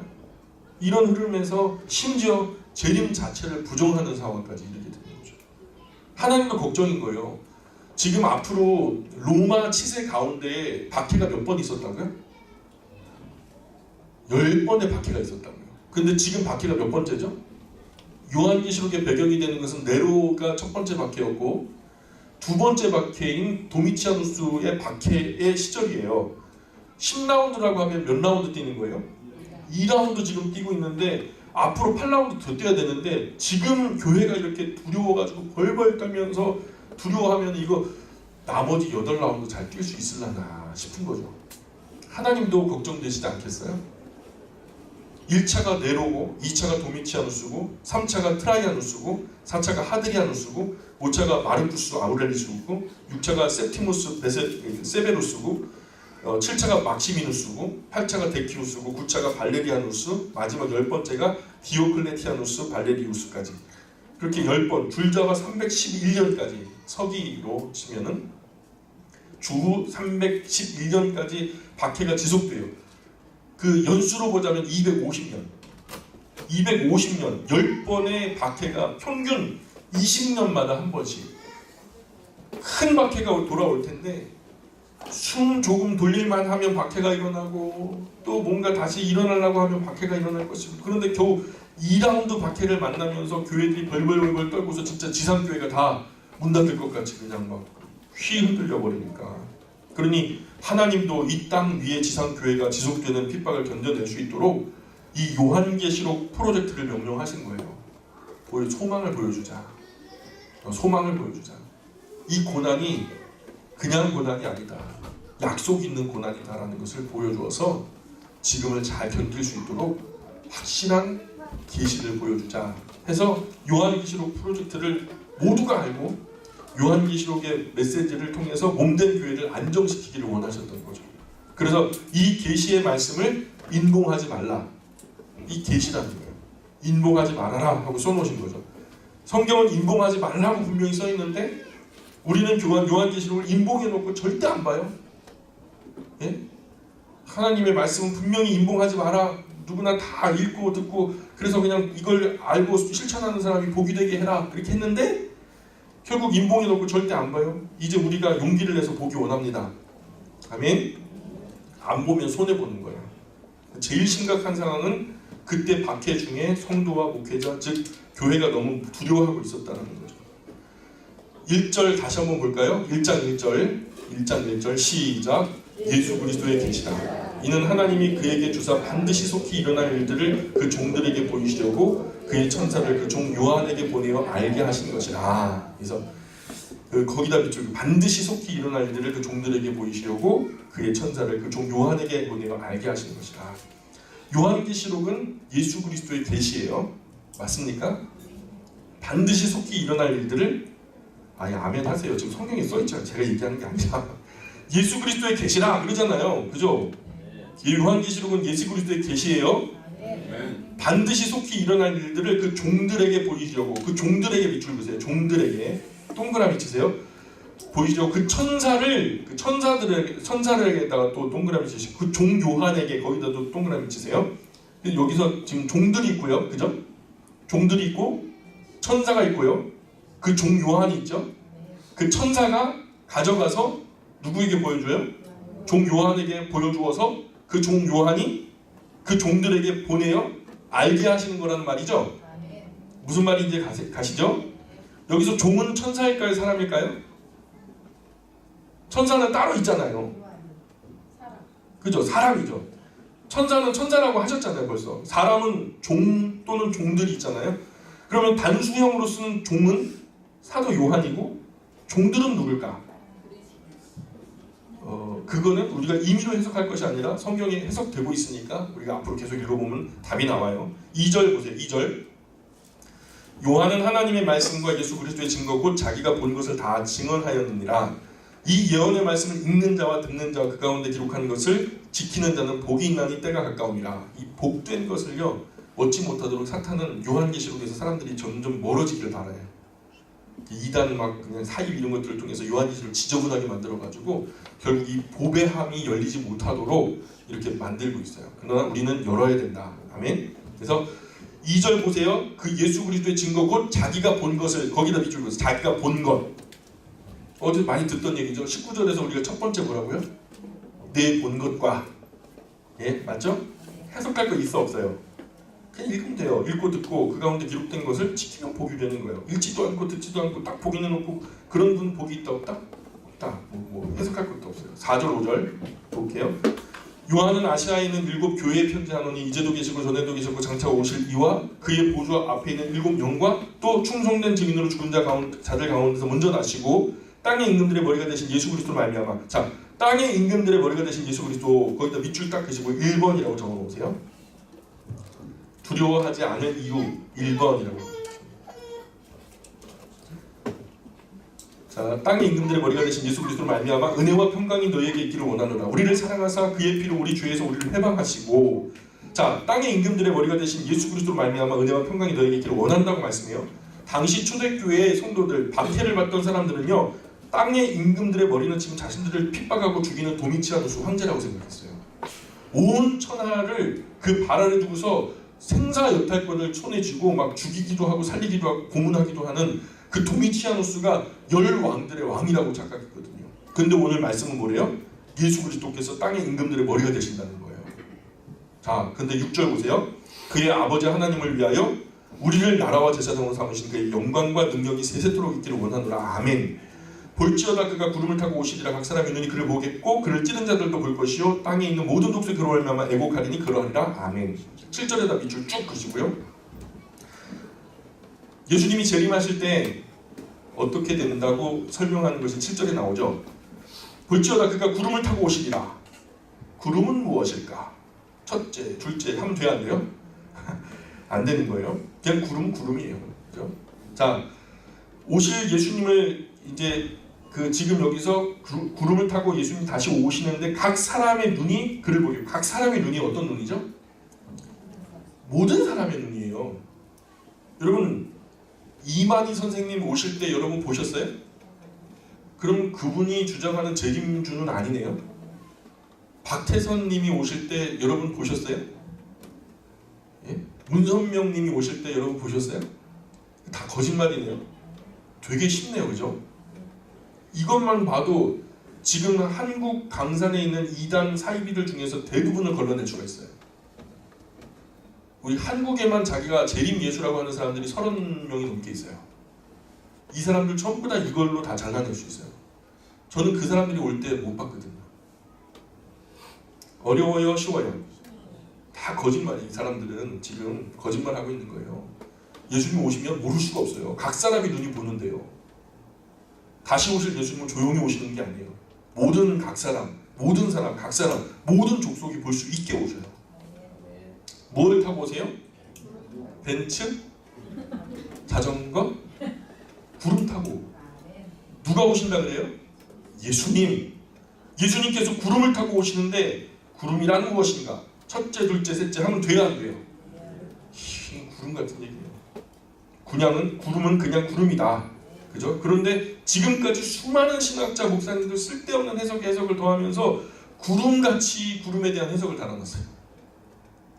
그 구약에서 하나님이 현현하실 때 거기에 쉐카이나 영광이 오면서 막 현현하셨을 때 그런 실제적인 임재를 뜻하는 것으로 쩍쩍하면서 하는데 사도 요한이 무슨 쩍쩍했어요. 지금 본 거 그대로 그냥 다 달아놓는데 구름 같이 달아놓았죠. 근데 그 구름에 관해서 아무것도 안 보여요. 그렇게 해석하면 해석할 필요가 있다 없다? 없어요. 구름 타고 오신다면 그냥 구름 타고 오시는가 보다 하면 되는 거예요. 사실 소나타 타고 오시던 마티즈 타고 오시던 뭘 타고 오시던 오시면 되는 거 아닙니까? 아멘? 뭘 타고 오는 게 뭐 중요해요 가지고 예수님 오시면 감사한 거지. 오시는 것이 중요한 거지. 무엇을 타고 오시는가 뭐가 그리 중요한디? 그죠? 우리 보고 구름 준비하라고 그랬어요? 우리 영광교회 너는 구름 마차 그 말 한 피를 준비해라 그렇게 말씀하셨어요. 우리 보고 준비하라 하신 것도 아니잖아요. 그러니까 쓸데없는데 부연 달지 말고 읽는 대로 그냥 이해하시면 되는 거예요. 8절 계속 볼까요? 8절 주 하나님이 이르시되 주 하나님에다 밑줄 그시고요. 나는 알파와 오메가라 이제도 있고 전에도 있었고 장차 올 자여 전능한 자라 하시더라. 아멘입니까? 주 하나님은 전능하신 분이세요. 자, 그런데 그 전능한 하나님을 말할 때 전능한 자라 하시더라. 이제도 있고 전에도 있고 장차 올 자. 장차 올 자는 누구죠? 예수님이에요. 근데 하나님과 예수님 자신은 일반화로 지금 말씀하고 있어요. 그래서 하나님과 예수님 그리고 성령님은 삼위일체 되시는 것이 확실해요. 동일 본체세요. 자, 9절 계속 읽을게요. 9절 나 요한은 너희 형제요 예수의 환난과 나라와 참음에 동참하는 자라. 하나님의 말씀과 예수를 증언하였으므로 말미암아 반모라 하는 섬에 있었더니 자기가 뭐 도둑질해 갖고 간 거예요. 뭐 때문에 거기 유배 갔대요. 예수님 증언해가지고 유배 갔대요. 10절에 주의 날이 어느 날이죠? 주의 날이요. 주일이에요. 안식 후 첫날 오늘 아멘. 제가 올려놨던 주일에 대한 소고 한번 읽어보셨어요? 안식일이 어떻게 주일로 옮겨졌는지에 대한 이야기 좀 이렇게 달아놨잖아요. 단톡에 혹시 보셨어요? 읽어보셨어요? 예, 아멘. 아유, 감사합니다. 감사합니다. 유대교와 구별되어서 기독교는 그때부터 예수님 당시부터 이미 안식 후 첫날 모임이 정례화되는 것은 신약 전반에 흐르는 증거예요. 그거는 말하지 않아도 상식적으로 얘기하다 보니까 마치 그냥 등잔 밑이 어둡다고 그것을 굳이 설명할 필요가 없기 때문에 설명하지 않았던 얘기가 그냥 안식이 다시 그냥 돌아가야 된다. 그냥 안식교가 그렇게 주장하고 나오잖아요. 그거 불과 200년도 안 됐어요. 안식교가. 내가 성령에 감동되어 내 뒤에 나는 나팔소리 같은 큰 음성을 들으니 자 10절 맨 마지막에 큰 음성을 들었다. 거기다 밑줄을 그세요. 자 이르되 네가 보는 것을 두루마리에 써서 에베소, 서머나, 버가모, 두아디라, 사데, 빌라델비아, 라오디게아 등 7교회로 보내라 하시기로. 자 등이라고 했죠. 7교회만 보내는 거예요? 모든 교회에게 보내는 거예요? 예, 이제부터 그런 마음으로 그림을 좀 그려보셨으면 좋겠어요. 다 등. 우리 영광교회에게도 보내는 거예요. 12절 몸을 돌이켜 나에게 말한 음성을 알아보려고 돌이킬 때 누가 이런 말씀하시는 거야? 돌이켜 봤는데 돌이켜 보니까 뭐가 제일 먼저 보여요? 일곱 금초대를 보았는데 자 이제부터 여러분 마음속에 그림을 그리기 시작해야 돼요. 자 일곱 금초대 마음에 그려지셨어요? 네, 그 금초대가 그냥 적은 건 아닌 것 같아요. 왜냐하면 그 사이에 어떤 분이 막 다니실 정도로 일곱 금초대 사이사이가 굉장히 커야 돼요. 그죠? 촛대 사이에 인자 같은 이가 발에 끌리는 옷을 입고 가슴에 금띠를 띠고 그의 머리와 털 희기가 흰 양털 같고 눈 같으며 그의 눈은 불꽃 같고 그 발은 풀무불에 단련한 빛난 주석 같고 그의 음성은 많은 물소리와 같으며 그의 오른손에 7별이 있고 그 입에 좌우에 날선 검이 나오고 그 얼굴은 해가 힘있게 비치는 것 같더라. 하나님의 말씀은 좌우에 날선 검과 같다. 자 그런데 누구의 입에서 이 날선 검이 나오는데요? 인자 같은 이분. 그 이분이 누굴까요?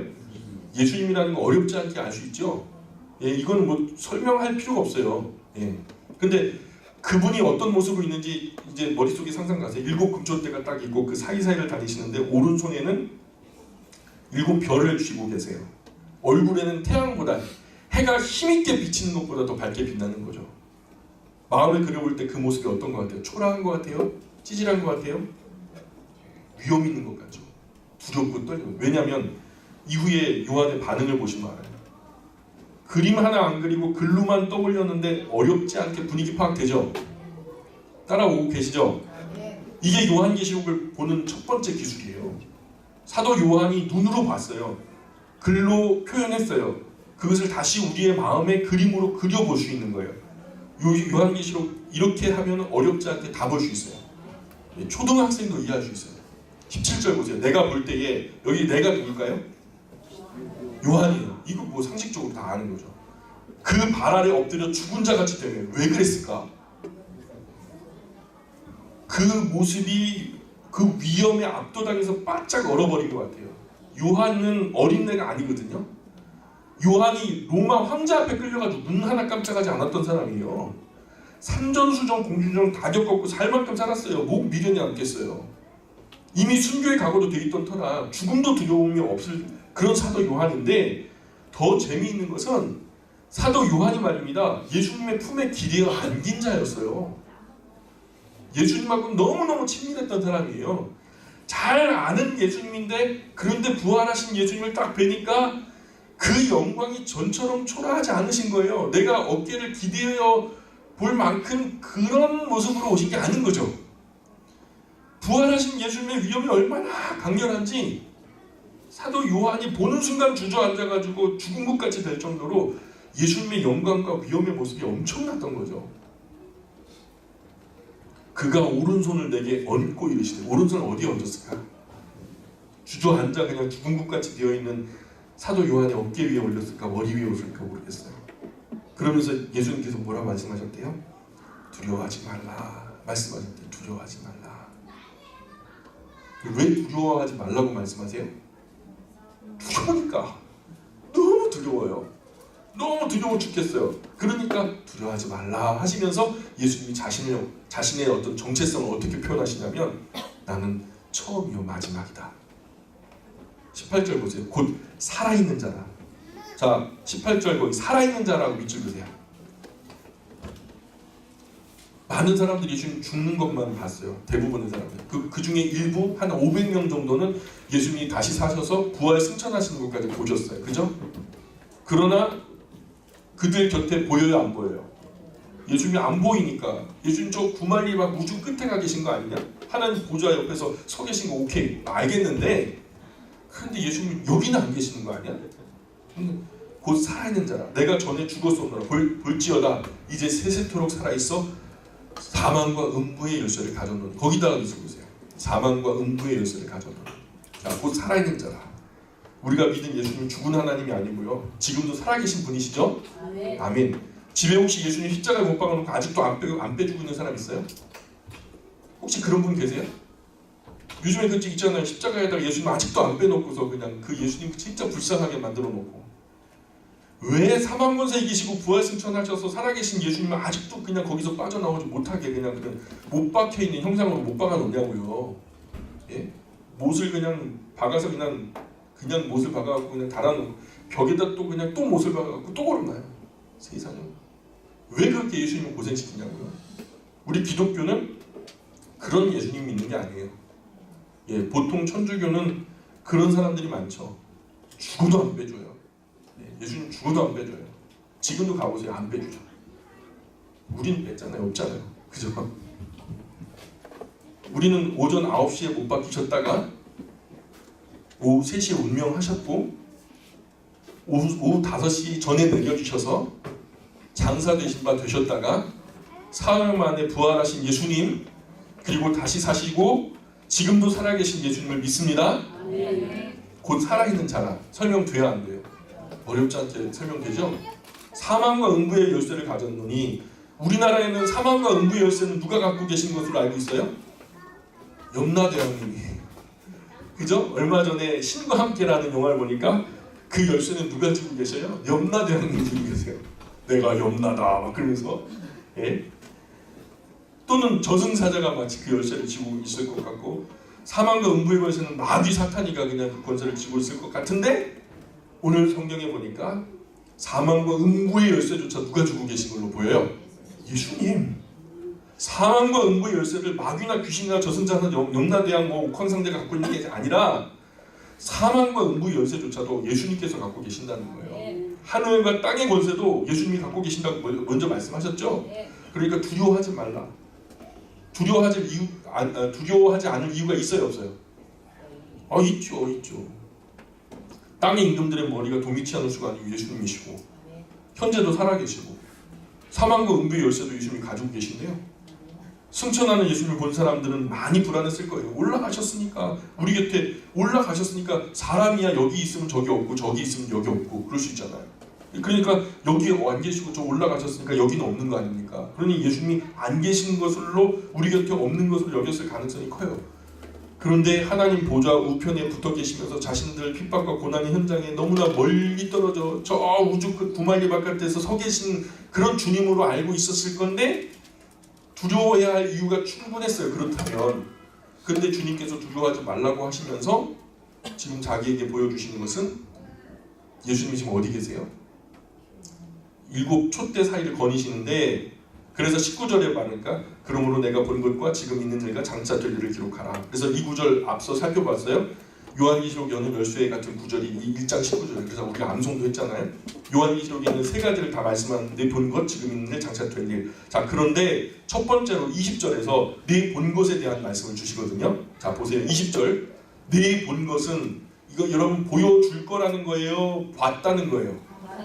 봤다는 거죠. 내 오른손에 7 별의 비밀과 또 7 금촛대라. 자, 이거 7 별은 뭘까? 첫째, 둘째, 셋째. 그럼 돼야 안 돼요?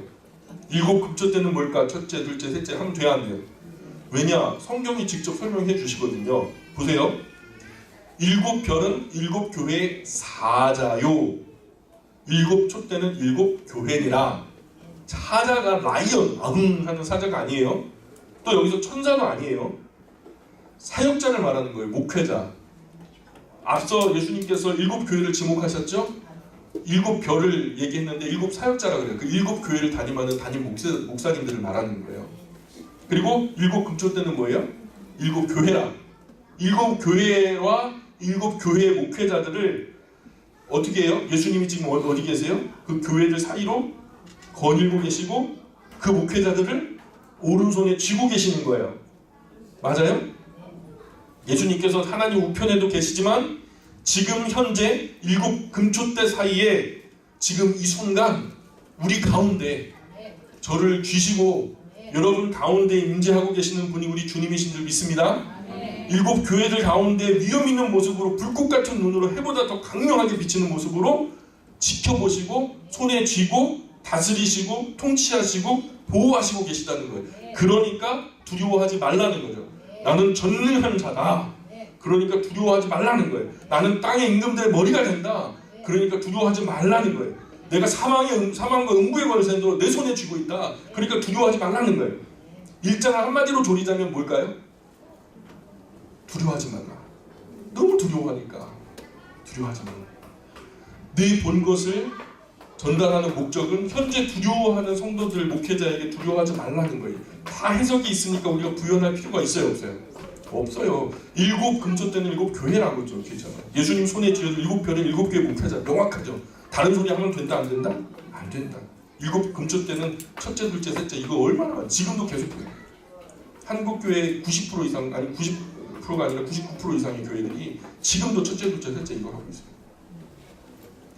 당시 성도들은 일반적으로 이런 생각을 했어요. 예수님께서 손에 붙들린 유일한 종은 사도 요한만 남았다 이제는. 그 제자들 중에 12명 중에서 다 죽고 11사도 다 가고 마띠아까지 다시 새로 뽑아놓은 마띠아까지 다 가버리고 이제 사도 요한 한 분만 남았다. 이분 돌아가시면 이제 끝장이다. 이 교회를 누가 사랑할까? 이 교회 이제 다 망했다. 막 이런 생각 할 거예요. 사도 요한은 근데 그런데다가 나이가 많아요. 저건. 이제 90 넘어가지고 100세 가까이 됐는데 이런 어려운 유배 생활 속에서 이제 그거 중노동 나가다가 죽어버리는 거 뭐 시간 문제죠 뭐. 그럼 우리는 어떡하지? 이런 교회 사도 요한도 걱정하는 거예요. 주의 날에 너무 걱정이 돼가지고 몸된 교회를 위해서 기도하다가 이 환상을 보잖아요. 그래서 이렇게 교회는 이 땅 위에서 사라질 것일까? 이제 이렇게 끝나는 것인가? 그런데 오늘 예수님께서 보여주시는 장면은 예수님의 오른손에 현재 7 교회에 담임을 하고 있는 목회자들이 손에 들려져 있다는 거예요. 사도 요한만 들려진 게 아니라 7 교회 목회자들을 실질적으로 들고 지금 붙들어 사용하고 계시는 거예요. 그 별이 빛나고 있어요. 예수님의 손에 붙들려서 지금 뭘 하고 있을까요? 주일날? 예배드리고 예배드리는 가운데 목회자가 할 거 뭐 있을까요? 말씀 전하고 있겠죠. 별이 빛나는 순간이 그 순간이에요. 말씀 전하는 순간. 저도 이 순간에 겉모습은 이렇게 후패하지만 주님 손에 붙들려 빛나고 있을 거라, 영적으로 빛나고 있을 거라고 저는 확신합니다. 그러니까 오른손에 목회자를 붙들고 있고 그를 불꽃 같은 눈으로 두루 다니시면서 살피고 계시는 거죠. 그러니까 두려워하지 말라는 거예요. 1장이 전부 다 한마디로 두려워하지 말라는 주제예요. 당시에는 이것이 너무나 절박한 문제였거든요. 이 외에 다른 해석을 곁들이면 다 헛소리입니다. 더 이상 나올 말이 없어요. 짜내도 나올 말이 없어요. 요한계시록 몇 가지가 말씀됐다고 그랬어요? 세 가지. 1장 19절에 세 가지. 내 본 것, 지금 있는 일, 장차될 일. 그 중에 1번이에요. 1장은 내 본 것에 대한 설명이에요. 자, 3분의 1 끝났어요. 어려워요? 쉬워요? 33.3% 끝난 거예요. 두 번째는 더 쉬워요. 진짜로 쉬운가 어려운가 여러분 집에 가셔서 숙제를 내드릴 테니까 지금 있는 일에 대한 얘기거든요. 이제 요한계시록 2장 3장에 소상히 기록되어 있어요. 지금 있는 일도. 예루살렘 교회는 문을 닫았고요. 이제 소아시아, 현재 터키 중부 중심으로 세워진 대표적인 교회들, 좀 규모가 있고 영향력이 있는 교회들, 에서버두, 사빌라 이런 7교회가 있었는데 예수님은 이 7교회의 이름을 하나하나 부르시면서 때로는 칭찬을 해주시고 때로는 책망을 해주시고 때로는 칭찬과 책망을 두루 해주셔요. 또 그러다가 위로도 하시고 또 그러다가 격려도 하시고 약속 있는 산소망을 꼭 붙들기를 바라는 마음으로 주님께서 이렇게 마음을 모아주시고 또 끝까지 격려하신 그런 모습을 보게 돼요. 이제 집에 돌아가셔서 3월이 지났어요? 안 지났어요? 분명히 집에 가면은 묵은 달력이 달려있을 거예요. 쭉 찢어버리세요. 찢어가지고 뒷면을 보시면은 하얀색 백지가 펼쳐져 있어요. 국제 표준이니까 다 있어요. 빈 종이 있죠. 거기다가 7칸을 만드세요. 그리고 7교회 이름을 적는 거예요. 에서버두, 사빌라 아셨죠? 각 교회마다 칭찬하신 것, 책망하신 것 꼼꼼히 기록할 수 있어요, 없어요? 2장, 3장 뭐 읽는 거 뭐 5분이면 다 읽는 거예요. 칭찬 없는 교회도 있고요, 책망 없는 교회도 있어요. 대개 5-6개 정도밖에 정리가 안 돼요. 그래서 예수님께서 교회를 향해 칭찬하신 것을 우리 교회도 열심히 하면 되는 거예요, 그죠? 마지막 때 심판 때 앞에서 교회들을 책망하시고 칭찬하시고 똑같은 기준으로 책망하시고 칭찬하시지 않겠어요? 그럼 우리 영광교회가 책망 받으면 좋겠어요? 속상하겠죠? 칭찬 많이 받으면 좋겠어요? 그 좋겠죠. 그러니까 칭찬해 주셨던 일들은 우리도 열심히 하면 되는 거고 책망만 받았던 일들은 그냥 안 하면 되는 거고. 어렵지 않죠? 뭐 그러면 3분의 2 끝났네요? 3분의 2 끝났어요? 66.6% 끝난 거예요? 와, 되게 쉽다. 간단하죠? 하나도 어려운 거 없어요. 그래서 집에 가셔서 2장 3장 정리를 해보시고 다음 주에 오셔서 저와 함께 제가 간단하게 2장 3장 제 나름대로 정리한 것을 보여드리면서 정리하고 4장으로 이제 장차 나타날 일을 우리가 직접 봐야 되겠잖아요. 장차 될 일을. 그게 제일 중요하니까 우리가 그 이야기를 진행하도록 하겠습니다. 자, 숙제 분명히 내드렸어요. 자, 우리 예수님께서 가르쳐 주신 기도로서 마치겠습니다. 하늘에 계신 우리 아버지, 아버지의 이름을 거룩하게 하시며 아버지의 나라가 오게 하시며 아버지의 뜻이 하늘에서 같이 땅에서도 이루어지게 하소서. 오늘 우리에게 일용할 양식을 주시고 우리가 우리에게 잘못한 사람을 용서하여 준 것 같이 우리 죄를 용서하여 주시고 우리를 시험에 빠지지 않게 하시고 악에서 구하소서. 나라와 권능과 영광이 영원히 아버지의 것입니다. 아멘. 우리 하나님께 영광을 드리겠습니다.